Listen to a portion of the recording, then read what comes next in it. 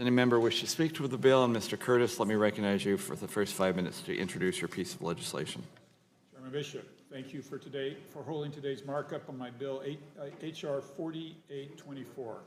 I'd also like to thank the 11 co-sponsors of the bill, including Representatives Tipton, Gianforte, Gozar, Pierce, Lamafa, and Westerman serving on this committee.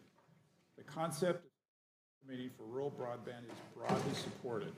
This is evidenced by strong support for my bill from a diverse coalition of stakeholders, including the Rural Broadband Association, the American Library Association, the Utah Education and Telehealth Network, and the Utah Governor's Office of Economic Development, the Grand County Council, and the Utah Rural Broadband Association, to name only a few.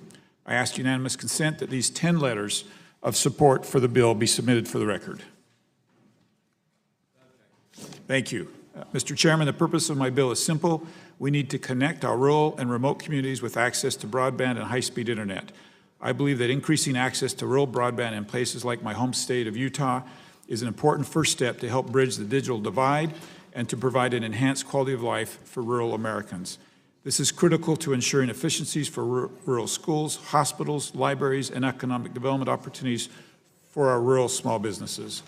Currently, the permitting process for a broadband project across federal lands can take many years, in some cases as many as 8 or 9 years. This is unacceptable. My bill improves and speeds up the permitting process while also safeguarding and enforcing federal environmental laws.